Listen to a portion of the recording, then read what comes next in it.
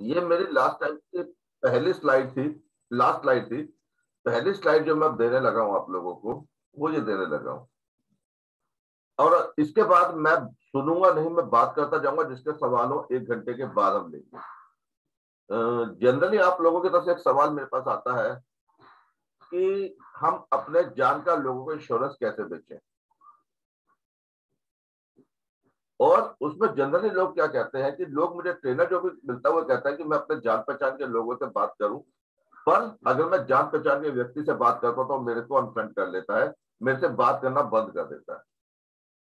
कई दफा नए एडवाइजर्स की तरफ से मैसेज आता है कि मैं तो नया हूं और मेरे पास कोई प्रोस्पेक्टिंग लिस्ट नहीं है, तो मैं अपने फ्रेंड्स को कैसे इसमें इंश्योरेंस बेचने के लिए तैयार करूं। ये सबसे बड़ा सवाल है। उसके लिए जो मैंने स्ट्रेटजी बनाई है, 4 चीजें आज आप सीखोगे कि आप लोग हेजिटेट क्यों करते हो इंश्योरेंस अपने दोस्तों को बेचने के लिए। दोस्त आपसे इंश्योरेंस क्यों नहीं खरीदते, जबकि वो आपके सबसे क्लोज होते हैं, उन्हें सब कुछ आपके बारे में पता होता है। और अपने दोस्तों को इंश्योरेंस हमें क्यों बेचनी चाहिए आज की डेट में, और उनसे किस तरीके से अप्रोच करनी चाहिए फाइनेंशियल प्लानिंग के लिए या इंश्योरेंस सेलिंग के लिए। मेरी बात यहां तक अगर समझ में आ गई है तो आप लोग चैट बॉक्स में यस नो लिख के भेज सकते हैं। रुकूंगा नहीं, मैं चलता चला जाऊंगा। क्या ये चीज आप लोगों को याद आती है? हमेशा की तरह, जैसे कि मैं हमेशा कहता रहा हूं आप लोगों से कि अपने दोस्तों की लिस्ट बनाओ, अपने रिश्तेदारों की लिस्ट बनाओ, उनसे बात करो और उन्हें पॉलिसी बेचो। और फिर क्या होता है कि आपके दोस्त, आपके फ्रेंड्स, आपके रिश्तेदार आपको अवॉइड करना शुरू कर देते हैं। ऐसा फैमिलियरली लगातार होता है कि नहीं होता? मुझे लगता है होता है। और क्यों होता है इसको हम आगे समझेंगे। मैं अगली स्लाइड पे चलता हूं। फिर आप लोग शुरू कर देते हो कि कोल्ड कॉलिंग। कोल्ड कॉलिंग में आपको उतना अच्छे रिजल्ट नहीं मिलते और आप लोगों से फिर बताना बंद कर देते हो कि आप एक एडवाइजर हो। ऐसा बहुत जगह देखा गया है, पर ये सोल्यूशन नहीं है। होता ऐसे ही है, हर एक के साथ होता है। फर्क सिर्फ इस चीज का होता है कि हमारी अप्रोच गलत होती है उन एडवाइजर, उन कस्टमर के साथ बात करने में जिनके साथ हम लोग बात कर रहे होते हैं। आप अकेले नहीं है ऐसे। ऐसे आप अकेले नहीं है, हर एक के साथ ऐसा ही होता है। जब मैंने आप लोगों को प्यार का सुपर एंड फंडा दिखाया था तो मैंने यही बोला था, सेल्समैन के साथ एक बुजुर्ग दादी भी यही कहती है, पहली नजर में प्यार नहीं होता। मेरे साथ भी ऐसा ही हुआ था। सेम चीज यहां अप्लाई करती है कि ये हर एक के साथ होता है और ये अकेले आप नहीं हो। अगर ये आपके साथ हो रहा तो आप परेशान मत होइए। हम लोग, जो मैंने दूसरी चीज आपसे बोली कि क्यों ऐसा होता है, why are advisor hesitate to tell people sell insurance to your friends and relative. आप लोग अपने फ्रेंड्स और रिलेटिव को इंश्योरेंस क्यों नहीं बेचना चाहते? क्योंकि आप लोग अपने रिश्तेदारी या दोस्ती को खराब नहीं करना चाहते। और दूसरा जो मेन वजह है वो ये है कि आप अपने प्रोडक्ट और नॉलेज के ऊपर कॉन्फिडेंट नहीं है, जिसकी वजह से आप उनको नहीं बेचना चाहते और इसलिए वो भी नहीं खरीदते। मैं कई दफा आप लोगों को एक उदाहरण देता हूं कि एक मेरे पास एक डॉक्टर है। सपोज मैं कहीं से एक एमबीबीएस करके आ गया या बीएमएस करके आ गया, मेरे परिवार में किसी को हार्ट अटैक पड़ता है, तो क्या मेरा ट्रीटमेंट उसके लिए सफिशिएंट होगा? शायद नहीं होगा।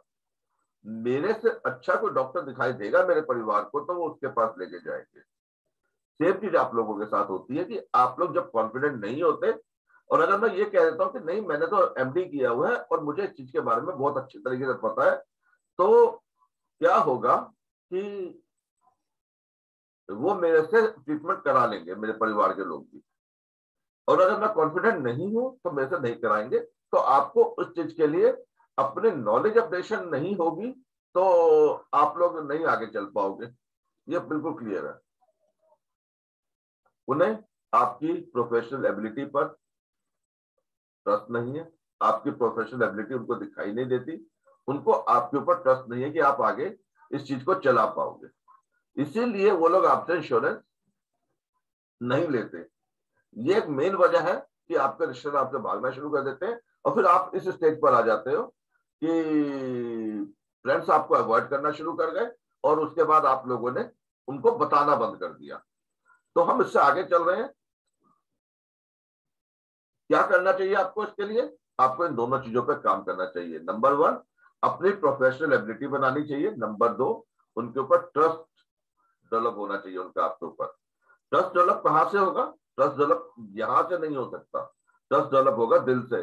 और दिल से ट्रस्ट डेवलप के लिए मैं अभी आपको एक चीज बताता हूं। हमें बेचना क्यों है, उससे पहले हमें ये समझना होगा बेचना क्यों है। हमें बेचना इसलिए है क्योंकि हर एक व्यक्ति को इंश्योरेंस की आवश्यकता है। आज की डेट में जितना हम लोगों ने परिवारों में लोगों को खोया है, हर एक के परिवार में कोई ना कोई लोग गए हैं। उनको सिर्फ बताने की जरूरत है कि इंश्योरेंस उनकी नीड है, और अगर आप उन्हें बता देते हो कि इंश्योरेंस उनकी नीड है, तो वो आपसे इंश्योरेंस खरीदने को तैयार हो जाएंगे। इंश्योरेंस उनको पीस ऑफ माइंड देगा, लाइफ टाइम के लिए उनको ट्रस्ट देगा, लाइफ टाइम के लिए उन्हें ट्रस्ट देगा। इंश्योरेंस से आपकी फ्रेंडशिप स्ट्रांग होनी चाहिए, ना कि आप उनसे डिस्टेंस मेंटेन कर पाओ। तो आप इन 3 फैक्टर्स पे अगर काम करते हो तो आपको इंश्योरेंस फ्रेंड्स और उसमें मिल जाता है। हर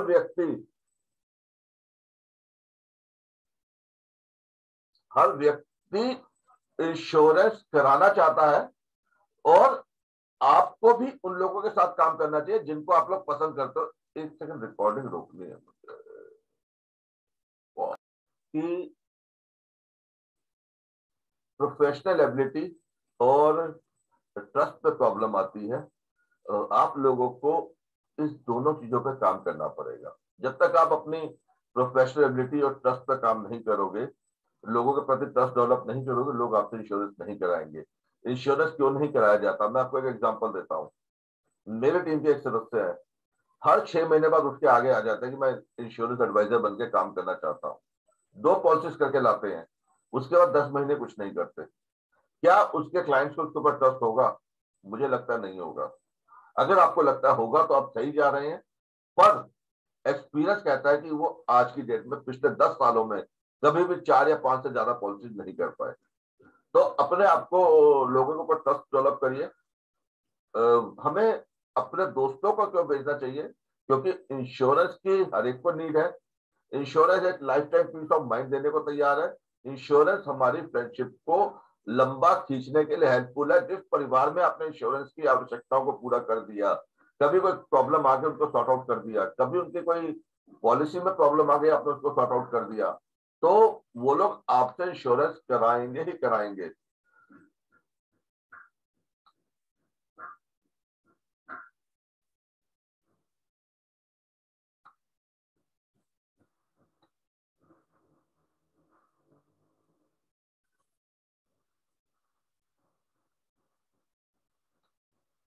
उसके बाद आ जाता है हमारा अगला चीज, लोग अपने जैसे लोगों से बात करना पसंद करते हैं। अगर उनका मित्र उनको सही सलाह देके उनको निकाल देगा, तो वो अपने मित्र के पास जाएंगे, अदरवाइज वो बाहर जाएंगे, क्योंकि वो जिसके साथ कंफर्टेबल है उसी से बात करना चाहते हैं। इसीलिए आपको उनसे पॉलिसी बेचोगे तो आपको भी अच्छा लगेगा और उनको भी अच्छा लगेगा। अब समस्या आती है कि मैं उससे अप्रोच कैसे करूं।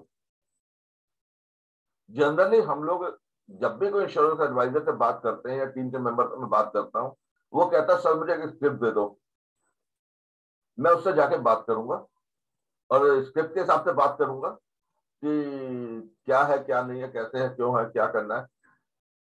पर क्या किसी मित्र के पास जाकर हमें किसी स्क्रिप्ट की आवश्यकता है? मुझे नहीं लगता स्क्रिप्ट की आवश्यकता है।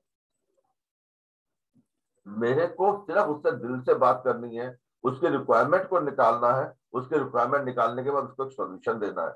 शायद बीमा बिक जाएगा, हम वहां जाके बात करना शुरू कर देते हैं प्रोफेशनल वे में। उसको भी लगता है ये सब बीमा कराने आया है, और जब वो बीमा कराने जाने की बात करता है तो उसको ये दिखाई देने लगता है कि आपका इंटरेस्ट है, इसलिए वो आपको अवॉइड करना शुरू कर देता है। उसके बारे में बात करो, उसके दिल की बात करो, उसके लिए बात करो, तो शायद वो आपसे करा लेगा। अगर आप इस तरीके से बात करोगे तो आपका फ्रेंड आपके साथ जुड़ने को तैयार हो जाएगा। यहां पर हमें करना क्या पड़ेगा? दो केस चीजें हैं कि कैसे उनसे अप्रोच किया जा सकता है। Number 1, question approach. सबसे पहले उसकी जो रिक्वायरमेंट, हमारा गोल्डन क्वेश्चन आता है अब से लेकर रिटायरमेंट तक, आपके और आपके परिवार के ऐसे कौन कौन से सपने हो सकते हैं जिनको पूरा करने के लिए एक मोटी रकम की आवश्यकता पड़ेगी। ये गोल्डन क्वेश्चन हो सकता है, पर इसमें से काफी चीजें आप उनके साथ बैठ के निकाल सकते हो, अपने दिल से बैठ के निकाल सकते हो। इसको हम सबसे पहले कुछ क्वेश्चन पूछने पड़ेंगे, प्यार से उसके साथ दिल से बात करनी पड़ेगी। जब हम उससे दिल से बात करेंगे तो वो आपके पास निकलना शुरू हो जाएगा। उससे प्यार से बात करो, यार प्रोफेशनली तो मैंने तेरे से बात कर रखी है, हाँ पर्सनली तेरे को मैं बहुत अच्छी तरह से जानता हूँ, हम लोग एक दूसरे को बहुत अच्छी तरह से जानते हैं। तेरी लाइफ पर हमने कभी भी आपके साथ फाइनेंशियल प्लानिंग के बारे में बात नहीं करी। शायद तुझे ये भी नहीं पता कि मैं इस लाइन में हूं, और होता भी यही है कि बहुत सारे लोगों को ये पता ही नहीं होता कि आप इस लाइन में हैं। तो उसको बोलो क्या ये उचित नहीं है कि हम तेरे साथ बैठ के थोड़ी देर इस बारे में बात करें। और उसके बाद जब आप उससे अपना गोल्डन क्वेश्चन पूछते हो तो वो आपके साथ थोड़ा बहुत कंफर्टेबल हो जाता है।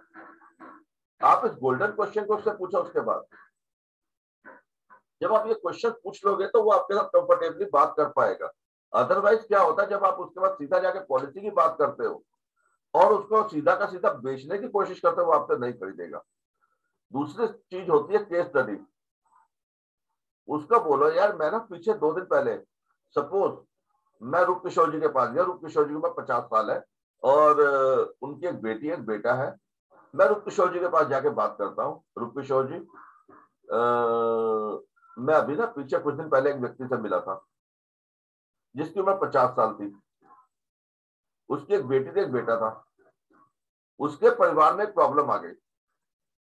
मैंने उसको इस तरह से सपोर्ट किया और मैंने उसको इस तरह से फाइनेंशियल प्लानिंग कर रखी थी जिससे कि उस परेशानी में मैं उसको बाहर निकाल के ला पाया।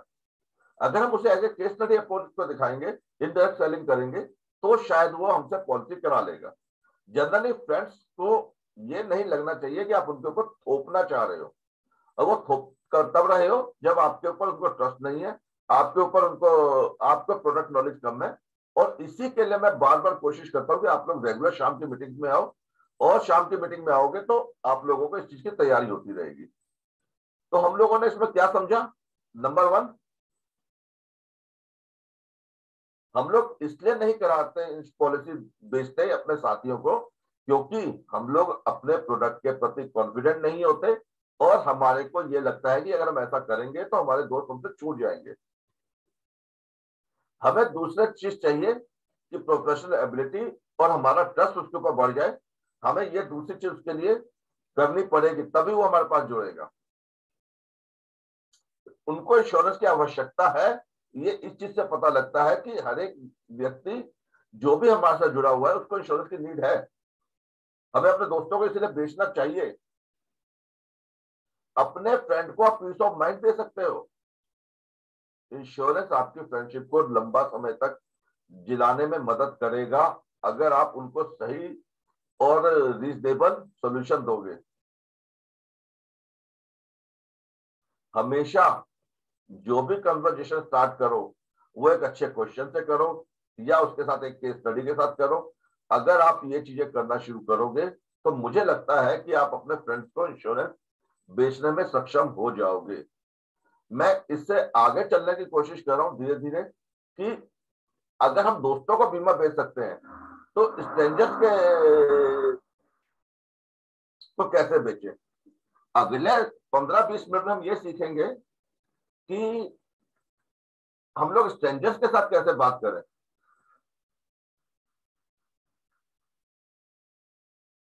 आप लोगों को इंश्योरेंस बेचने में मुश्किल क्यों आती है स्ट्रेंजर्स को?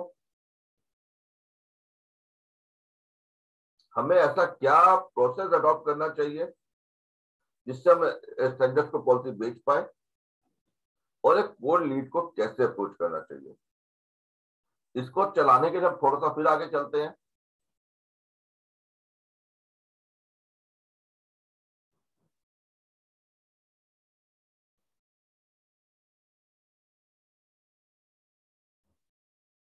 एक बात मुझे समझनी पड़ेगी कि ये कोई विनिंग स्ट्रेटजी नहीं है जो मैं आपको बता रहा हूं, या कोई ऐसा मैं आपके पास जादू का अलादीन का चिराग देने वाला हूं कि आप लोग उसको करोगे। एक छोटी सी जो चीज है, रियलिटी जो है वो ये है कि लोग आपका इंश्योरेंस इसलिए खरीदेंगे क्योंकि वो आप पर ट्रस्ट करते हैं। अगर उनको आपके पास ट्रस्ट क्रिएट हो गया तो आप लोग उनको पॉलिसी आराम से बेच पाओगे। इसके लिए मैं अभी कल दीपा नहीं होगी, अभी दीपा के साथ मेरा कल डिस्कशन चल रहा था छोटा सा, मैंने उसको एक आइडिया दिया, और वो आइडिया मेरे ख्याल से सभी के लिए एप्लीकेबल है अगर आप लोग कर सकते हो, कि घर से जब भी निकलो, दीपा है ना, दीपा म्यूट करो अपने आप को। मैं कल एक आइडिया दिया था दीपा को, मैंने कहा दीपक एक काम करो, घर से जब भी निकलो तो अपने पास आपका आई कार्ड जरूर होना चाहिए। जनरली मैंने एडवाइजर को देखा वो मेरे पास ऑफिस में आके आई कार्ड लगाते हैं, सपना ऐसा ही करती है। यहाँ पर ट्रस्ट क्रिएट करने का मैं आपको एक चीज दिखा रहा हूँ। आप लोग अपना आई कार्ड लगा के घर से निकलो, उसके बाद घर के पास कोई भी मार्केट है, जो भी नजदीक में एक मार्केट पड़ती है जहां पे आपको लगता है दुकानदार ज्यादा अच्छे हैं, वहां पर चक्कर लगाओ, उस रास्ते से आओ और किसी एक दुकान पर रुक के कोई एक छोटी सी चीज ले लो जो आपको अपने एरिया में भी सेम रेट की मिलती है। चाहे एक पेंसिल ले लो, चाहे एक नमक की थैली ले लो, चाहे आधा किलो चीनी ले लो, पर वहां से लो, या एक कोल्ड ड्रिंक, एक कॉम्प्यूटेम की टैबलेट ले लो। उस दुकान पे जाने के बाद एक हफ्ते के बाद फिर आप उस मार्केट में दोबारा जाओ, सेम आपके पास आई कार्ड बंधा होना चाहिए आपके गले में, वहां से किसी उसके साथ वाले दुकान पर लो, सामान लो और उसको नमस्ते कर दो। क्या हुआ, आपके पास दो ऐसे लोग हो गए जिनको ये पता लग गया कि आप एलआईसी में जॉब करते हो, एलआईसी में काम करते हो। अगर आप लगातार ऐसे कुछ महीने, 15-20 दिन, 25 दिन, महीना भर एक एरिया में करते चले जाओगे तो लोग आपसे फैमिलियर होना शुरू हो जाएंगे। आपको इसके लिए कोशिश ये करना है कि जहां पर आप रेगुलर दवाई लेने जाते हो, या रेगुलर आप राशन लेने जाते हो, या रेगुलर आप वहां से स्टेशनरी की दुकान पर जाते हो, उससे हटके कहीं और जाना है। आपको कुछ नई दुकानों को ट्राई करना है। कहीं पर आप कटिंग कराने संडे को जा रहे हो बार्बर शॉप पे, तो ट्राई करो इस बार थोड़ी सी दूसरे कोने वाली बार्बर शॉप को पकड़ लो, क्योंकि बार्बर शॉप के पास जनरली कस्टमर एक जैसा होता है, और वहां पे कटिंग के लिए नहीं जाना, वहां पे शेव कराने जाओ। कटिंग में हो सकता है कि आपको स्टाइलिंग की प्रॉब्लम हो, पर जब अगर आप शेव कराने जा रहे हो तो वहां पे कोई फर्क भी नहीं पड़ रहा। 4 नए कस्टमर आपको वहां पर मिलेंगे, उनको पता लगेगा आप एलआईसी में हो। आई कार्ड आपका हमेशा लगा होना चाहिए आपके शरीर पे, तो इससे आपको फर्क दिखाई देगा, यहां से आपको ट्रस्ट डेवलप होगा। और फिर वही कहते हैं कि ट्रस्ट दिल से आता है, दिमाग से नहीं आता। हर एक बात पर कहते हो कि तुम क्या है, तुम ही कहो ये अंदाजे गुफ्तगू क्या है, रगों में दौड़ने फिरने के हम नहीं कायल, जब आंख से न टपका तो फिर लहू क्या है। कहते हैं ना कि दिल का जख्म जब होता है तो आंख से टपकना चाहिए। जब आप उनसे दिल से बात करोगे तो आपकी जो आई कनेक्शन है वो उस व्यक्ति के साथ जुड़ के बात करें, उससे जब जुड़ के बात करेंगे तो वो आपको एक बेटर रिजल्ट दे पाएंगे। Their personal relationship with you, your character and attitude, your professional advice and skill set, अगर ये चीज आप कस्टमर के साथ शेयर करते हो, उनके साथ जब पर्सनली आप जुड़ना शुरू करते हो, जो मैंने आप लोगों को बताया कि अगर आप लोगों की दुकानों पर जा रहे हो जहां पर आप अननोन हो, तो वहां पर आप लोगों का ट्रस्ट डेवलप होना चले जाएगा, और जब ट्रस्ट बन जाएगा तो वो आपसे पॉलिसी कराने को तैयार हो जाएंगे। लोग उन्हीं से पॉलिसी कराते हैं जो उनके सामने लगातार रहते हैं।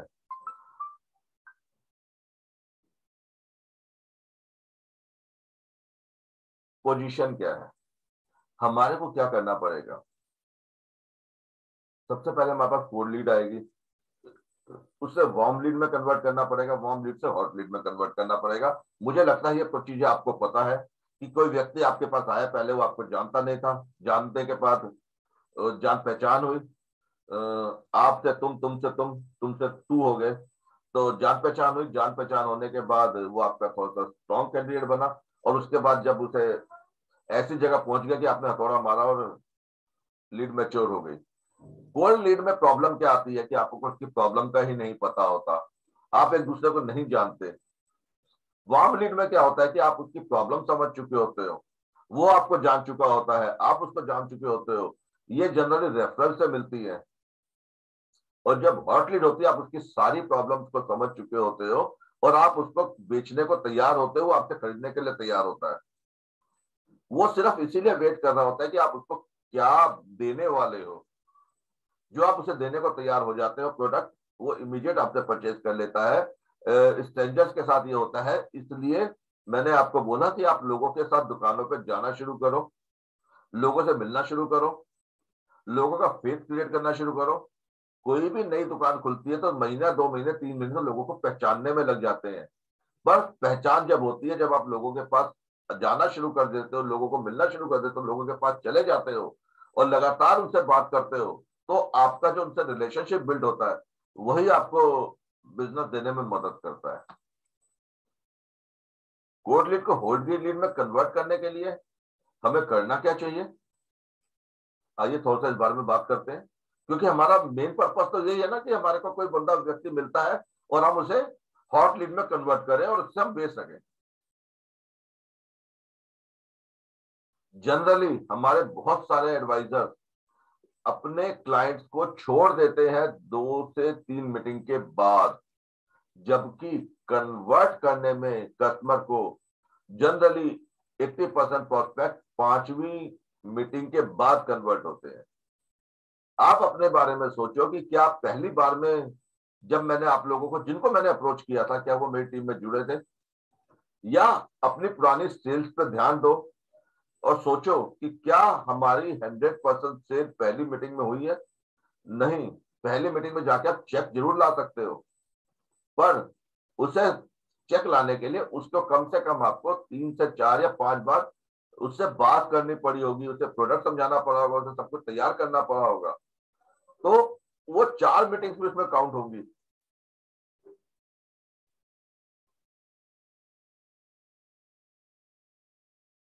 इसके लिए हमारे को क्या करना पड़ेगा, हमें कोल्ड लीड्स को अप्रोच करना पड़ेगा। और कैसे करना पड़ेगा कि 100 लोगों को हम लोग मिलके उनसे 100 लोगों की एक लिस्ट बनाएं,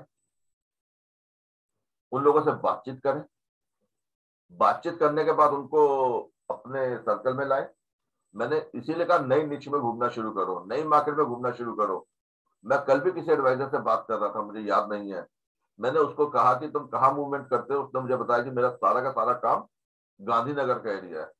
मैंने कहा थोड़े टाइम के लिए गांधीनगर को छोड़ दो, कहाँ जाओ, बैंकिंग वाले प्रोडक्ट सेक्टर में घुस जाओ, आईटी वाले सेक्टर में घुस जाओ। उन लोगों के पास पैसा अभी सरप्लस है, उनसे जब बात करोगे तो आप लोग पॉलिसी बेच पाओगे उनको। उसके लिए आप 1 या 2 बैंकर्स पकड़ लो, उनके बैंक में जाना शुरू कर दो।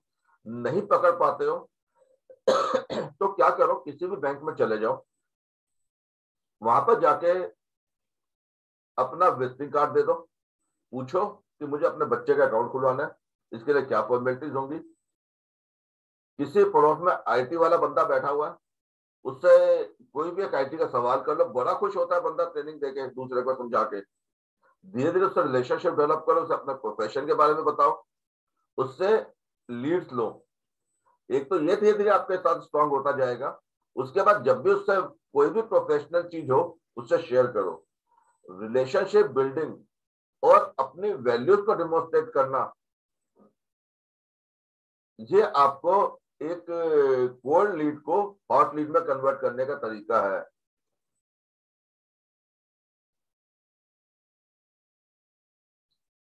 जनरली हमें उसमें आइस ब्रेकिंग क्वेश्चन पूछने पड़ेंगे, हमें उससे कोई ऐसी चीज नहीं बात करनी कि जिससे वो आपकी लाइन से हट के बाहर चला जाए। उससे सही क्वेश्चन पूछना जरूरी है। अगर आप एक व्यक्ति से आईटी इंजीनियर के पास आप बात करने जा रहे हैं, आप उससे नासा की बात करना शुरू कर दोगे, शायद वो आप में इंटरेस्ट नहीं लेगा। आप उससे सीधा का सीधा मरने जीने की बात कर दोगे, आपसे इंटरेस्ट नहीं लेगा। वहां पर आपको बात करनी पड़ेगी, जैसे मैंने आपको पहले बताया कि केस स्टडीज पे बात करनी पड़ेगी।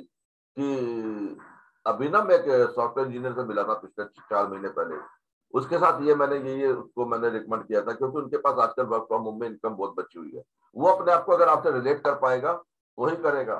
उसके बाद फिर मेरा गोल्डन क्वेश्चन आता है, भाई मेरे को तेरी पॉलिसी करने में कोई वो नहीं है, पर तेरे पास ऐसी कौन कौन सी रिक्वायरमेंट्स है तेरी लाइफ में जो तेरे को अब से लेकर रिटायरमेंट तक तेरी लाइफ में काम आनी है। जब आप कन्वर्जेशन को उसके बाद प्रेजेंटेशन में कन्वर्ट करोगे तो ही सेल होगी। यहां पर उसको कॉन्सेप्ट बताना पड़ेगा। आज की डेट में सिंपल सिंगल पॉलिसी से काम नहीं चलेगा। सिंपल सिंगल पॉलिसी बेचने से गुजारा नहीं होने वाला। मैंने पिछली मीटिंग में भी आपसे कहा था कि क्लाइंट को फीचर्स बताओ। पिछली मीटिंग में आप लोगों से नहीं कहा, मैंने नाइट ग्रुप से मेरी बात चल रही है। प्रोडक्ट के फीचर्स मत बताओ, बेनिफिट्स बताओ। दुनिया फीचर्स नहीं खरीदती, बेनिफिट्स खरीदती है। पेन आपका देखने में सुंदर है, पेन देखने में मजबूत है, या प्लास्टिक की बॉडी लगी हुई है। प्लास्टिक की बॉडी उसका फीचर हो सकता है, मजबूत प्लास्टिक की बॉडी, पर ये टूटेगा नहीं, ये उसका बेनिफिट है। लोगों को ऐसे बताओ, उसे इस तरीके का प्रेजेंटेशन दो कि उमंग कहीं से नहीं बताना कि 18 से 50 साल के लिए। उससे बोला तेरा रिटायरमेंट सोल्यूशन के लिए एक बहुत बढ़िया प्रोडक्ट आया हुआ है, इस बारे में मुझे आपसे बात करनी है। 2 पावरफुल क्लोजिंग स्ट्रेटजी मैं आप लोगों से शेयर करने वाला हूं। उससे ज्यादा के ऊपर हम लोग किसी और मीटिंग में बात करेंगे, क्योंकि टाइम की मेरे पास बहुत पाबंदी है। मुझे इसे टाइम के साथ खत्म करना है। आप लोगों ने 2-3 चीजें मांगी हुई थी। बचत प्लस पे बात करनी थी आप लोगों ने मेरे से। इसके अलावा आपके क्वेश्चन आंसर सेशन भी होंगे। तो मैं इसको फास्टली, जो मेरे को आप लोगों को 2 चीजें आप लोगों ने देखनी थी कि फ्रेंड्स के साथ हम लोग किस स्ट्रेटजी से बात करें, आप उसके ऊपर क्वेश्चन ले सकते हो। अननोन लोगों के साथ किस स्ट्रेटजी से बात करें, उस पर आप लोग क्वेश्चन ले सकते हो।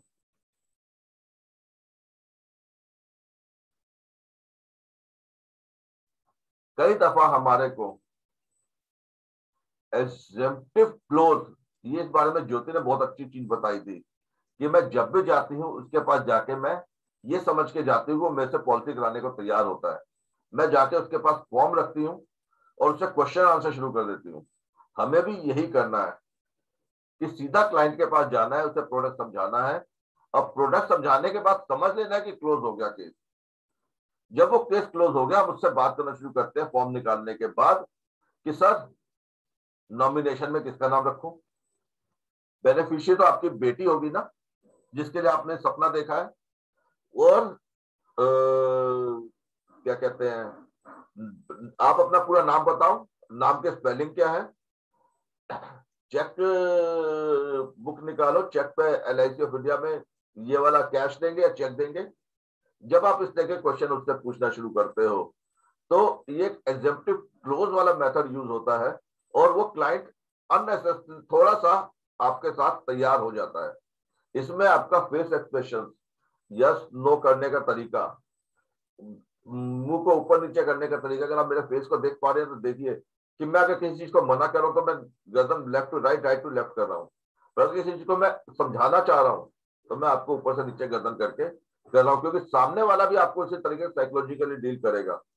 एग्जेम्प्टिव क्लोजनेस, क्लोजिंग जो है वो एक बहुत स्ट्रॉन्ग फीचर होता है LIC बेचने के लिए। क्योंकि अगर आप उससे पूछोगे भैया फॉर्म निकालूं, तो वो साफ कह देगा मैं 1 हफ्ते बाद आइएगा। और जनरली ये आप लोग फेस भी करते हैं। अगर आपने उस टाइम पे फॉर्म निकाल लिया और उसके बाद भरना शुरू कर दिया, तो वो उस वक्त आपसे कुछ चीजों का जवाब दे देगा। हो सकता है चेक ना दे उस टाइम पर आप एक प्रोसेस से बाहर आ जाओगे। और एक चीज बहुत जरूरी है याद रखने के लिए कि हमारे को साइन कराने से पहले कुछ पेपर वर्क जरूर कर लेना चाहिए। आज की में आनंदा में ये चीज पॉसिबल नहीं है, पर आनंदा में भी हम लोग अगर एक फॉर्म फिल करवा के मंगा लेते हैं उससे ऑनलाइन, वो मैंने आप लोगों को शेयर किया और आज भी शेयर कर दूंगा कि आनंदा के लिए फॉर्म फिल करवा लिया करो, तो आपको एक आसानी हो जाएगी पॉलिसी मैच्योर करने में।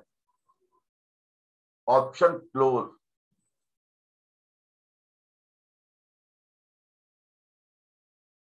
क्लाइंट को बहुत सारी चॉइसेस मत दो,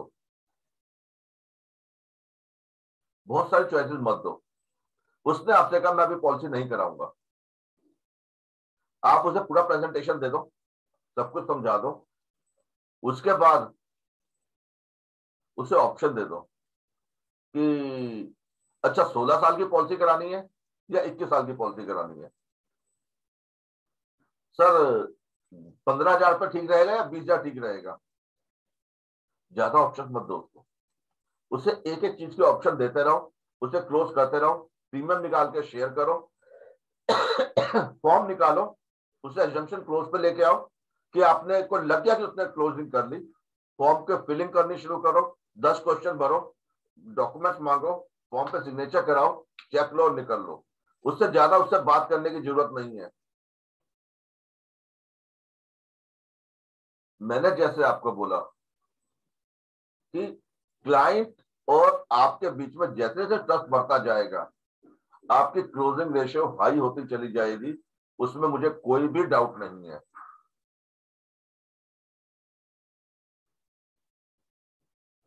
मुझे इस बारे में आप लोगों से बात करनी है, case study and role play examples.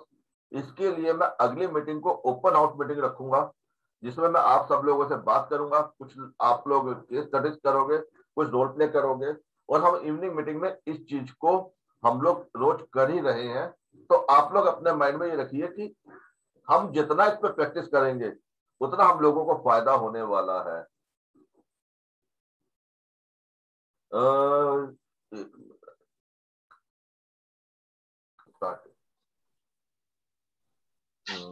Share screen,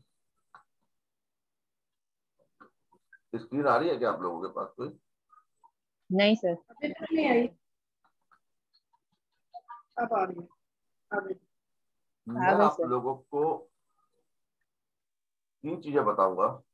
पहली चीज मैंने ऑलमोस्ट कवर कर ली कि मुझे एचएनआई को क्या क्यों बेचना चाहिए, उनके लिए क्या छोटे छोटे रूल्स हैं जिनसे हम उसे बेच सकते हैं, और थोड़ा सा मैं प्रॉपर्टी कैश कॉन्सेप्ट आप लोगों से शेयर करूंगा। और इसके लिए मैं आप लोगों से ज्यादा बात नहीं करूंगा, सिर्फ 1 मिनट में इस पॉइंट को कवर करूंगा, और मैं आपको एक वीडियो का लिंक दूंगा उसके लिए। हमें एचएनआई को सेल क्यों करना चाहिए?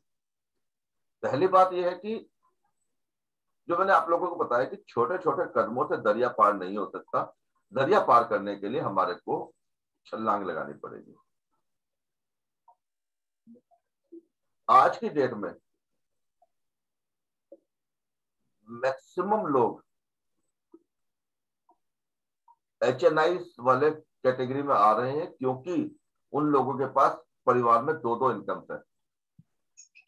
ड्यू टू लॉकडाउन खर्चे कम है, खर्चे कम है, और सेविंग्स उन लोगों की ज्यादा है। कहीं आ जाने सकते, वैकेशन के खर्चे बच चुके हैं, खाने पीने के खर्चे बच चुके हैं, कपड़ों के खर्चे बच चुके हैं। वो लोग आज की डेट में एक हाई इनकम ग्रुप में आ चुके हैं। तो हम लोगों को उन लोगों से बात करना बहुत जरूरी है।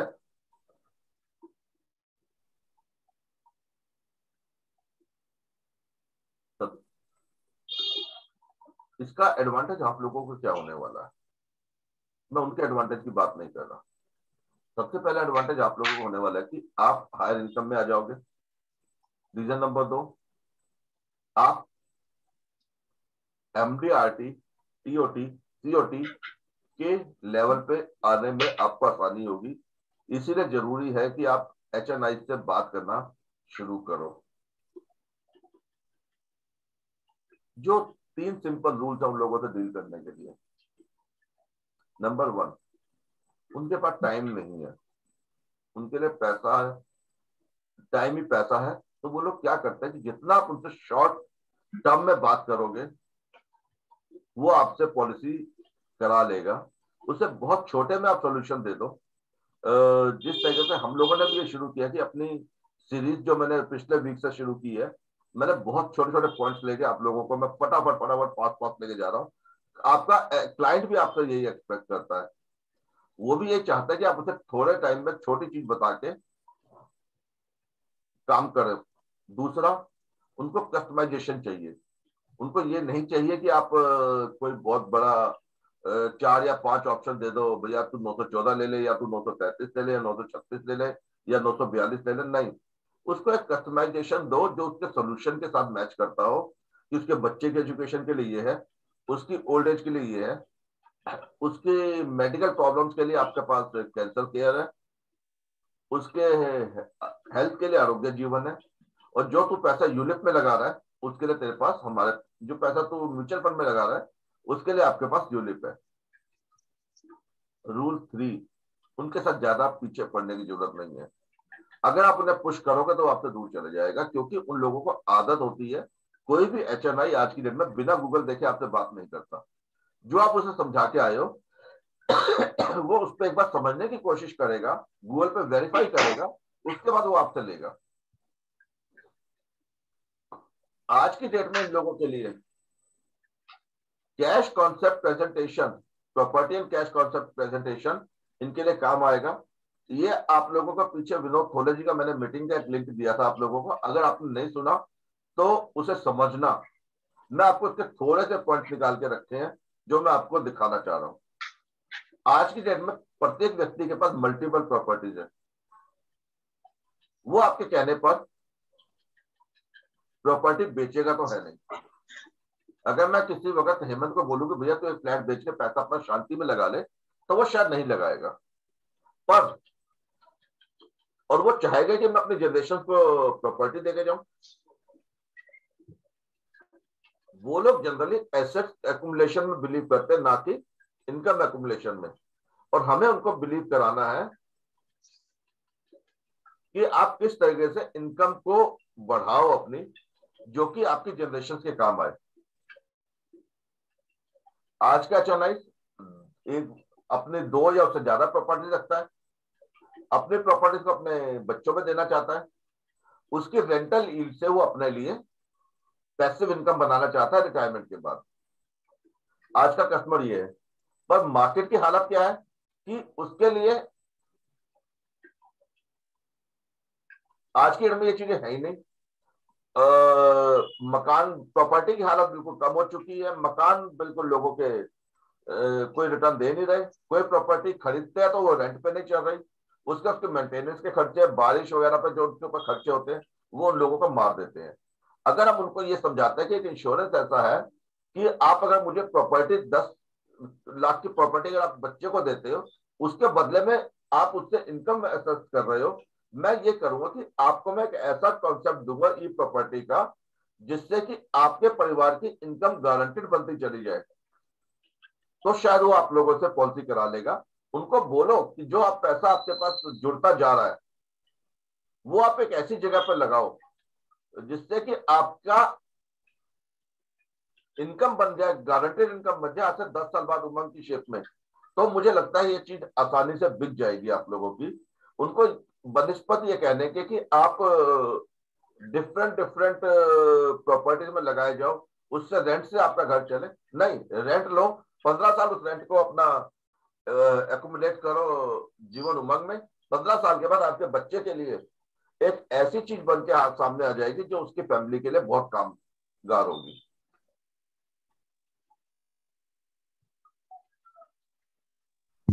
सर ये लास्ट लाइन फिर से रिपीट कर दीजिए, आवाज क्लियर नहीं आई। मैंने बोला कि किसी व्यक्ति को आप कहते हो, आप म्यूट करो अपने आप को, आप किसी व्यक्ति को कहते हो कि तुमने 1 करोड़ की कोई प्रॉपर्टी ली, उस पर तुम्हारे को रेंट आ रहा है करीबन 15,000 रुपये महीना। आज से वो 15,000 रुपये महीना अपने बच्चे के लिए कैसे क्रिएट कर दो, क्योंकि आप उस पैसे से भी, रेंट से भी जो पैसा आ रहा है जोड़ के आप कोई प्रॉपर्टी खरीदोगे और वो प्रॉपर्टी आप बच्चे को दोगे। तो ये अगर आप खरीद लेते हो, LIC की ई प्रॉपर्टी ले लेते हो, तो आपको 15 साल के बाद जो रेंट आना शुरू होगा वो गारंटीड होगा, उस पर और खर्चे नहीं होंगे। वो उसको एक फाइनेंशियल प्लानिंग के लिए, फाइनेंशियल फ्रीडम देने के लिए हेल्पफुल होगा। अगर हम उसे ऐसा समझाते हैं तो एक आसान तरीका होगा हमें उसे इस बारे में बात करने का कि हम उसे ई प्रॉपर्टी बेच सके।